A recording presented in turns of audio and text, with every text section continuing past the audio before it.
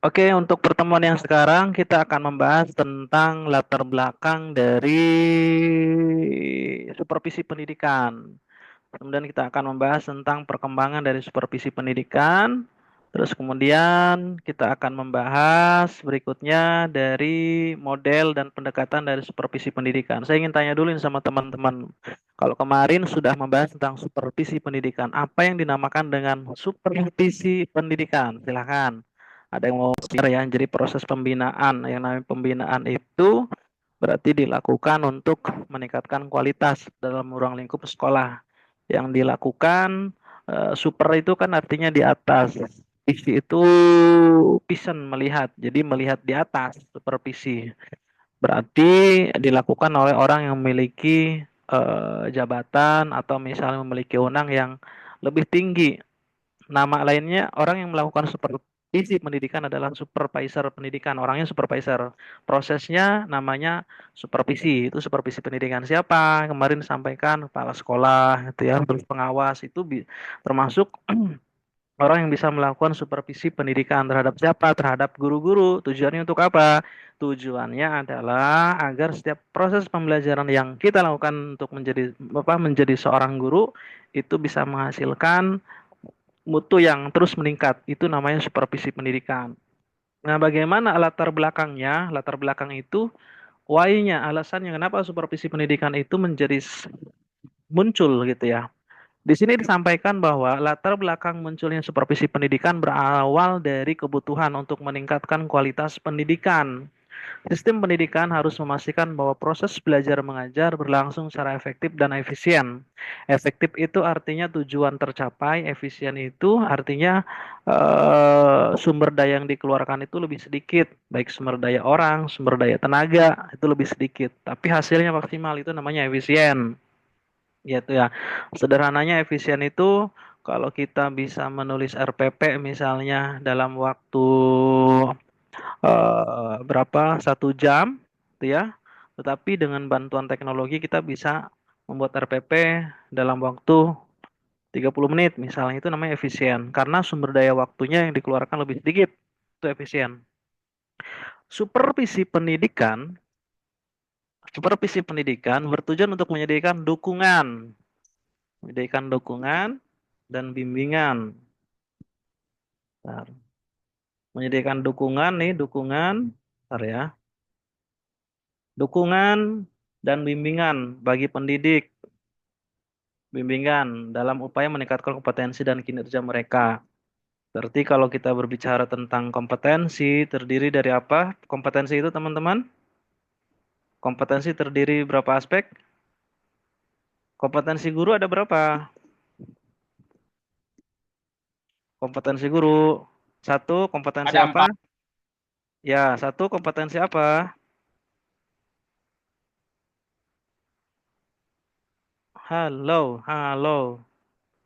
Kompetensi itu ada empat. Satu, kompetensi Kepribadian, kepribadian. Betul sekali ya. Profesional. Kepribadian itu apa? Akhlak, perilaku. Bentar. Ini kompetensi sosial. sorry, ini suara saya lebih enakan yang sekarang apa yang tadi pakai headset? Halo? Suara saya lebih enak sekarang apa lebih enak pakai headset? Enak sekarang, Pak. Sekarang ya. Oke. Pedagogik. Satu, kepribadian siapa nih yang pedagogik yang malu-malu? Peda pedagogik ya. Peda Sosial, Pak. kompetensi sosial. Terus satu lagi kompetensi Profesional, Pak. profesional. Siapa ini nih? Suaranya bagus sekali. Tuh kan? Nulisnya salah, sengaja biar di komen. Profesional. Berarti nanti arahannya kompetensi inilah yang akan menjadi tujuan adanya, oh sorry, adanya ini nih adanya supervisi ini ya berarti untuk meningkatkan kompetensi kepribadian yang tadinya nggak semangat jadi lebih semangat, misalnya guru-gurunya yang tadinya ya apa gampang emosian, misalnya jadi lebih sabar dalam menghadapi anak didik, itu namanya kepribadian, sikap tingkah laku, cara respon yang jadi itu kepribadian. Kalau pedagogik itu berarti kemampuan untuk melakukan proses pengajaran dalam kelas. Sosial berarti bagaimana dia bersosialisasi dengan orang lain. Profesional itu kemampuan untuk menjadikan proses mengajar itu menjadi sebuah profesi yang yaitu menjadi guru gitu ya. A sampai Z-nya dia mengetahui profesional. Nah, jadi nanti supervisor pendidikan itu tujuannya Tiket dulu, tiket dulu. Tiket. Hmm, siapa yang lagi piket? Nah, ini apa ya, kompetensi walaupun secara umum kompetensi itu terdiri dari pengetahuan, keterampilan, dan sikap. Kalau penjabaran dalam pendidikan ini ada 4 gitu ya. Berikutnya apa? Berikutnya tujuannya untuk meningkatkan kinerja. Kinerja itu apa? Kinerja itu nama lainnya adalah hasil kerja gitu ya. Hasil kerja. Kalau hasil kerja guru itu apa, teman-teman? Ada yang tahu nggak? Teman-teman kan udah ngajar nih, ceritanya hasil kerja guru itu apa? Ada yang tahu nggak?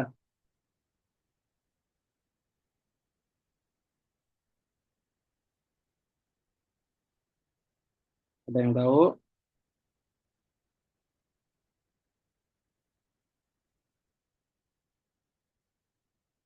Ada yang mau berpendapat? Yaitu kinerja yang berkaitan dengan proses pembelajarannya, ditambah dengan eh, apa namanya, berkaitan dengan administrasi juga ya, dari sisi eh, output yang dihasil gini nih, sebentar. Kan dalam proses pendidikan itu ada namanya input, terus tambah proses sama dengan output. Ini dalam proses pendidikan. Ada input, ada proses, ada output. Input ngapain? Nah, input berarti siswa-siswanya, itu namanya input. Proses itu berarti proses pengajaran. Proses pengajaran dilakukan oleh seorang guru dari pembukaan, ya, dari pembukaan, isi, penutup, adalah penutup. Nah, termasuk proses itu nggak diartikan secara eksplisit dalam bidang di kelas saja, tapi proses apapun proses yang dilakukan guru itu namanya proses pendidikan. Terus gimana output? Output inilah yang disebut dengan kinerja. Kinerjanya apa? Misalnya peningkatan, peningkatan dalam hal kepribadian ini tadi, ya, peningkatan dalam 4 kompetensi ini tadi, terus peningkatan dalam hal ini siswanya gitu ya. Terjadi peningkatan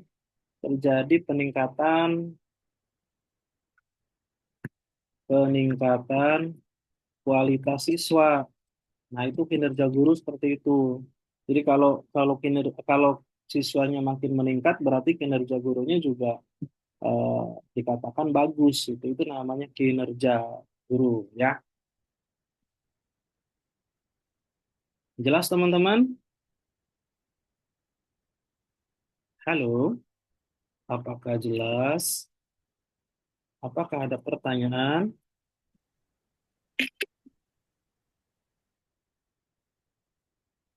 Bagaimana? Apakah pada tidur semuanya?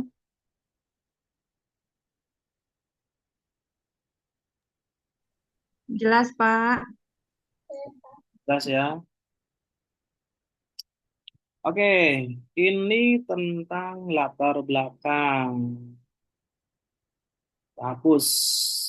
Hapus dulu guys.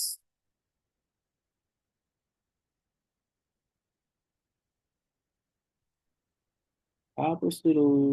Just. Oke, guys. Itu latar belakangnya. Sekarang kita berbicara tentang apa yang latar belakangnya. Satu, terjadi perubahan. Why-nya, alasannya apa? Why dari dari munculnya supervisi pendidikan itu perubahan kurikulum. Ya, apa sih yang dimaksud dengan kurikulum, teman-teman? Apa definisi kurikulum? Ada yang tahu nggak?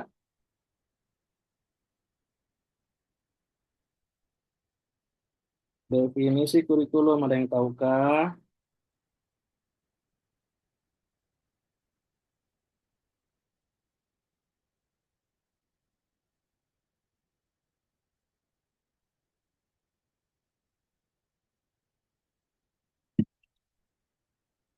Apa kurikulum?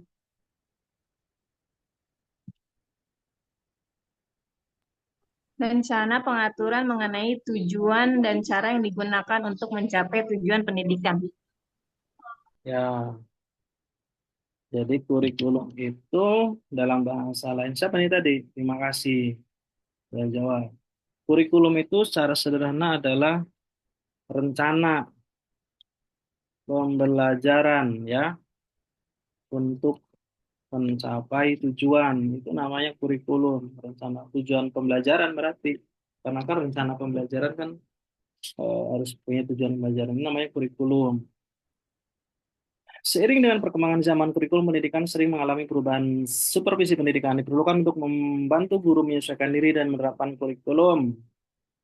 Ya, banyak sekali jenis-jenis kurikulum pendidikan ya. Ada yang tahu nggak jenis-jenis kurikulum pendidikan itu apa aja? Dari zaman dulu sampai sekarang, apa aja jenis kurikulum pendidikan?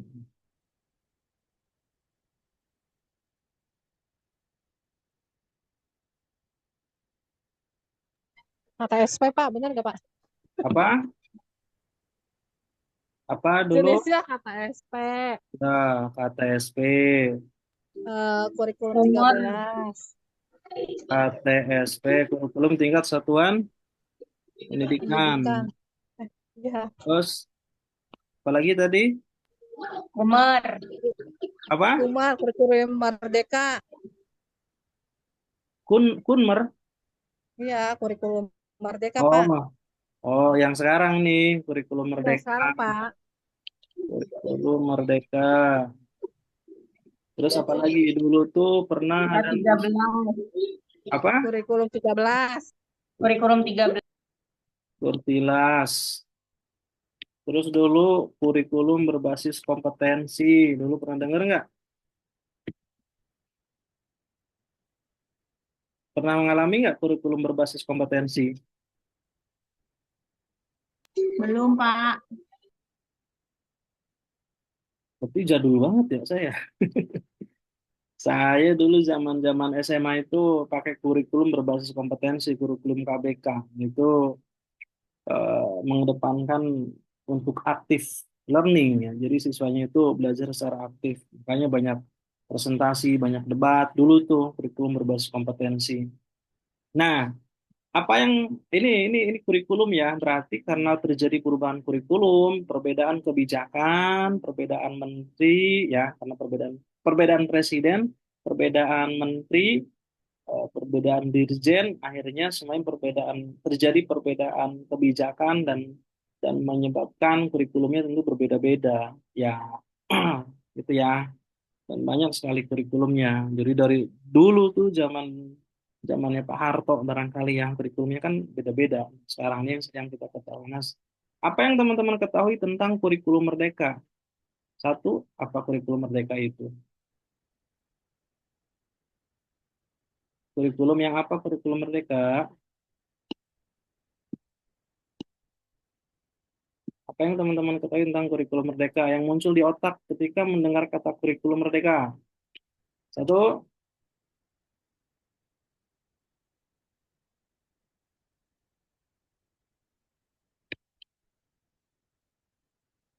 halo,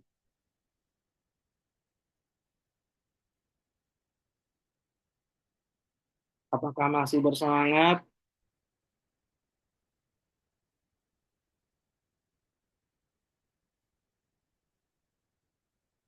Halo,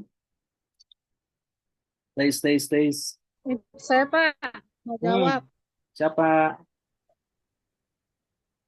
memberikan kebebasan kepada siswa dalam memilih minat belajar mereka. Milih minat belajar. Hah?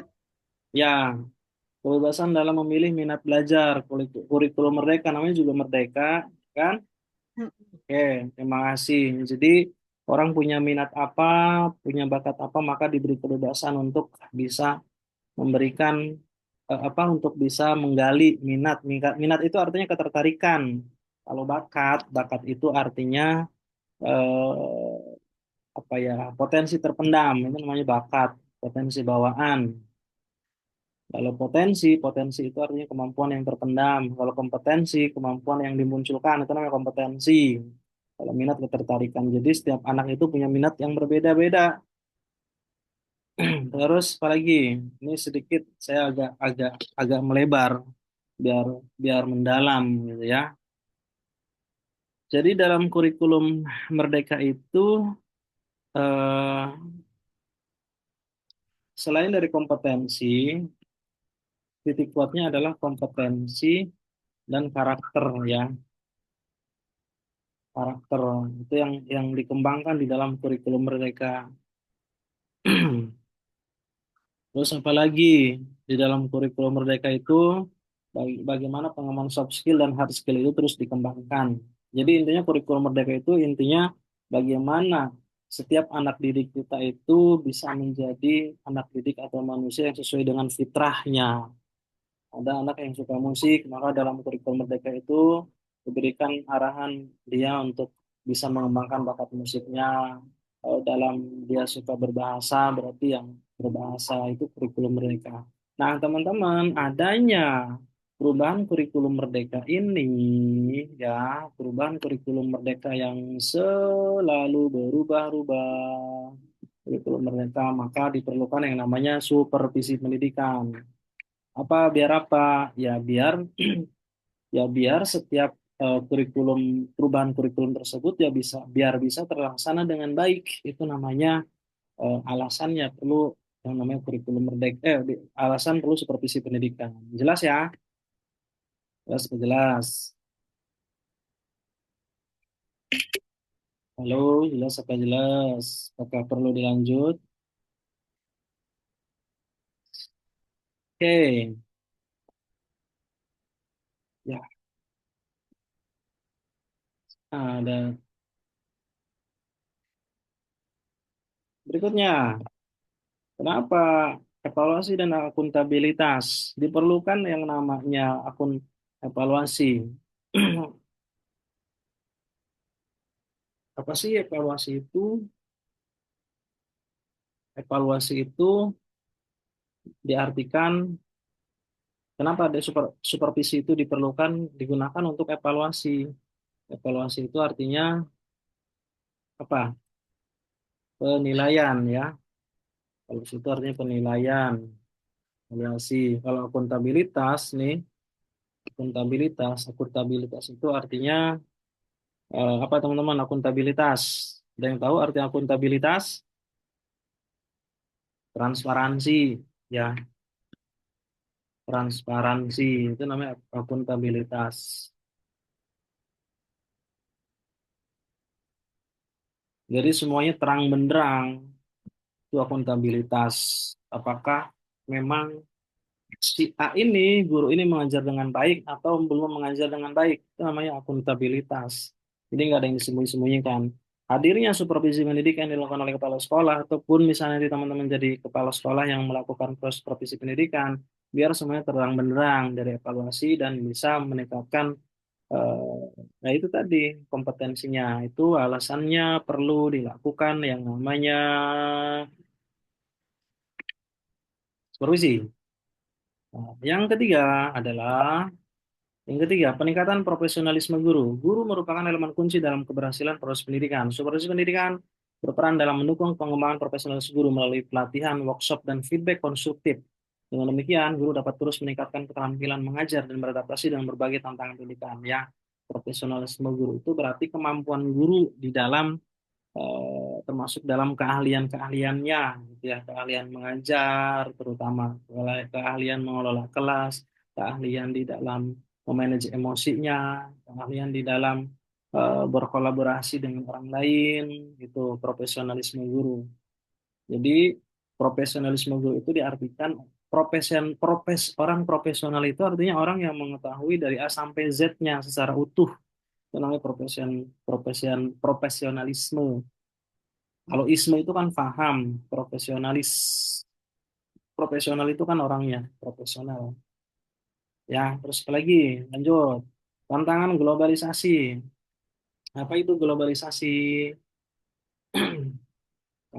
Kalau kita di dalam ada di bahasa Indonesia itu hal-hal yang diakhiri dengan kata isasi. Artinya apa isasi itu, teman-teman? Isasi itu artinya apa isasi?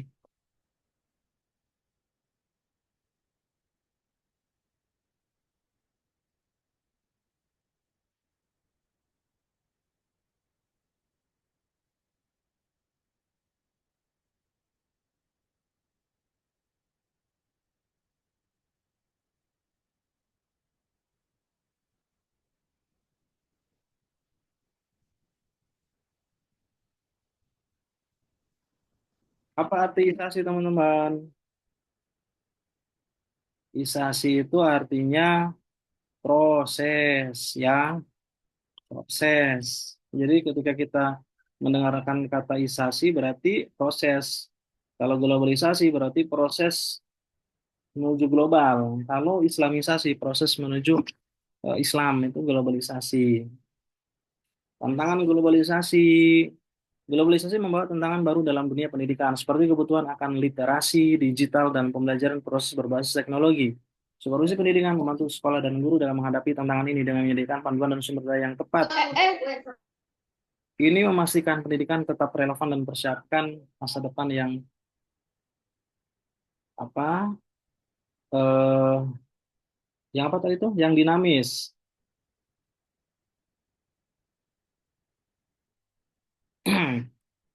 Nah, teman-teman, saya ingin men-sharingkan secara umum kita itu punya tantangan dalam globalisasi yang disebut dengan tantangan PUKA. Udah pernah dengar belum istilah tantangan PUKA?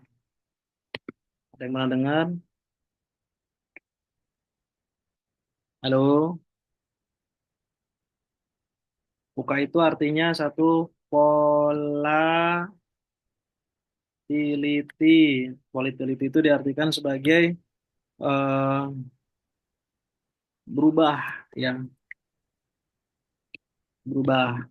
Tiga adalah uncertainty, ketidakpastian. Ketiga adalah complexity, artinya rumit. Empat adalah ambiguity. Ambiguity itu artinya eh, ambigu, ya, ambigu, nggak pasti, ya, sama aja. Nah, inilah yang dinamakan dengan tantangan volatility. Maksudnya gimana kalau dihadapkan dengan guru? Berarti volatility. Volatility itu artinya apa? Dunia itu selalu berubah. Banyak teknologi, banyak AI, banyak medsos itu semuanya berubah. Terutama kemarin pada saat pandemi, semua metode belajar berubah, gitu ya. Jadi adanya supervisi pendidikan itu menjadikan kita itu untuk selalu siap di dalam menghadapi tantangan global. Rumusnya apa? Adaptasi dalam menghadapi tantangan global ini. Dan yang kedua adalah uncertainty, ketidakpastian. Kita nggak tahu 5 tahun, 10 tahun ke depan itu seperti apa. Itu namanya ketidakpastian. Tetapi ketika kita mampu beradaptasi dengan ketidakpastian, menerima ketidakpastian dan beradaptasi, maka kita bisa melewati tantangan global itu tadi. Gitu ya. Kemudian complexity, rumit sekali sekarang ya, berbagai macam hal-hal yang di belahan bumi yang lain itu tentu berpengaruh terhadap dunia pendidikan. Maka kita dari hal-hal rumit tersebut harus menunjukkan, harus memiliki hal-hal sederhana yang bisa kita bagikan kepada anak didik kita. Ya misalnya kerumitan itu banyak sekali ya, anak-anak sekarang itu sudah eh, apa ya, sudah terbiasa dengan teknologi, pengetahuan yang mungkin kita belum tahu, tapi karena perkembangan teknologi gitu ya, mereka jadi lebih tahu duluan. Gitu. Rumit sekali, bahkan mungkin pertanyaan-pertanyaannya mereka pengetahuannya lebih tinggi dari kita. Ambigu itu ambigu. Apa sih arti ambigu, teman-teman? Ada yang tahu nggak arti ambigu? Makna ganda ya, kaburan, itu namanya ambigu. Oke, ini tentang globalisasi. Jadi, alasan diperlukan yang namanya supervisi pendidikan itu tadi ada banyak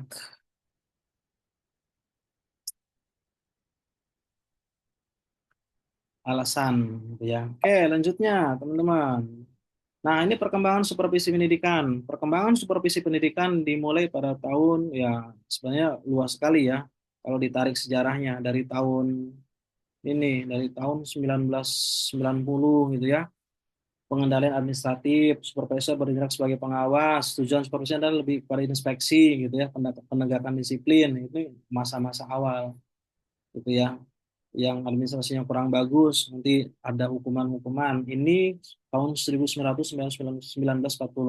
dan 1950 sampai 1950-an berfokus pada pengajaran pedagogi ya. Jadi bagaimana dalam mengelola kelas. Artinya supervisor itu kayak gimana nih ngajarnya, udah bener belum, udah oke belum, anak-anaknya responnya gimana gitu ya. Itu 1950-an. Fokusnya ke sana. Jadi bergeser dari ngurusin masalah administrasi, dia bergeser kepada masalah pengajaran dalam kelas. Kemudian 1970 itu baru pengembangan profesional ya. Pengembangan profesional itu artinya bagaimana dia bisa meningkatkan kemampuan guru menjadi sebuah pekerjaan sebagai sebuah profesi gitu. Kemudian tahun 1971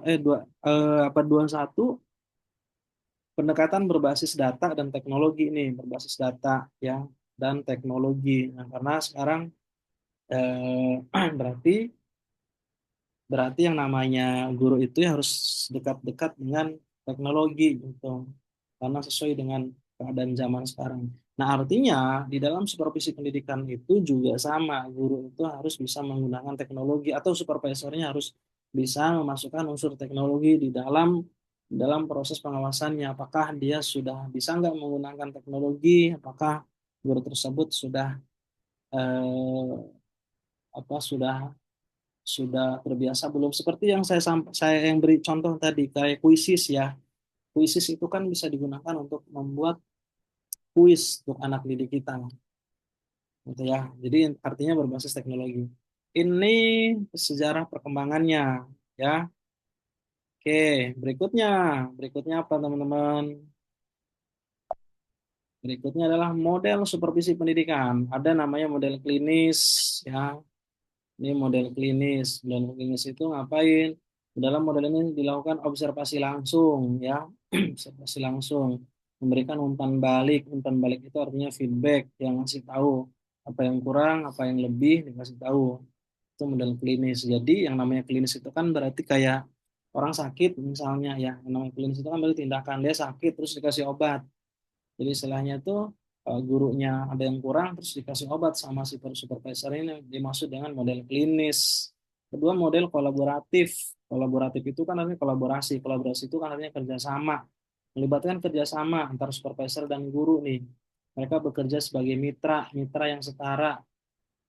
Jadi mitra yang setara itu artinya eh, kalau ada masalah gitu ya, kalau misalnya menghadapi satu pembelajaran yang belum efektif, antara antara supervisor sama guru itu mencari solusi bareng-bareng, itu namanya kolaborasi. Karena kan kolaborasi itu kan setara, sama-sama gitu. Dan model formatif, supervisi formatif adalah proses berkesinambungan yang berfokus pada peningkatan keterampilan profesional guru, refleksi guru dan dialog untuk meningkatkan pengembangan guru. Nah, di sini dalam formatif itu artinya eh, secara konsisten terus-menerus berkesinambungan, tidak cuma sekali. Artinya ketika terjadi proses supervisi nggak cuma satu kali selesai, tapi terus dilakukan berikutnya. Oke, Ini model supervisi pendidikan. Berikutnya adalah pendekatan supervisi pendidikan. Pendekatan itu kan cara pendekatannya. Kalau orang kan PDKT sama orang, PDKT kan macam-macam caranya ya. Nah, sama dalam dunia pendidikan juga, sama pendekatan. Yang penting tujuan tercapai. Kan kalau PDKT sama orang kan tujuannya biar eh, ini ya, apa saling percaya gitu kan. Nah, kalau pendekatan supervisi pendidikan kan tujuannya sama. Tujuan tujuan supervisi itu kan meningkatkan kompetensi dan kinerja tadi kan, guru, kualitas lah secara umum. Nah, pendekatannya gimana? Pendekatan pengawasan, jadi diawasi gitu ya. Supervisi supervisi yang berorientasi pada kontrol, kontrol penuh, diawasi. Itu kan, tapi kan kadang minusnya nggak enak juga. Penegakan regulasi ini sesuai belum regulasinya, ini sesuai belum dengan SK-SK-nya misalnya. Ini pendekatan pengawasan. Kedua, pendekatan pembinaan. Jadi di dalam mindset supervisornya itu dia membina. Yang namanya membina itu kan berarti ya membina, mengarahkan, membimbing, mengayomi gitu. Itu pembinaan. Kalau kolaborasi, pendekatan kolaborasi berarti ya sama tadi, kerjasama antara supervisor dan guru. Eh, Suasana yang penuh kekeluargaan, nyaman gitu ya. Dan pendekatan berbasis data, menggunakan data untuk mendukung proses supervisi. Misalnya dari hasil tes siswa, rekaman pengajaran atau indikator. Jadi semuanya memang berbasis data gitu. By evidence itu namanya pendekatan berbasis data. Kalau kalau pengawasan nggak mesti pakai data, karena kan diawasi ya, observasi gitu. Tapi kalau pendekatan berbasis data itu harus ada data yang memang eh, jadi sumber bahannya untuk melakukan proses penilaian dalam supervisi pendidikan, ya teman-teman. Oke, siap. Ada lagi nggak? Cukup.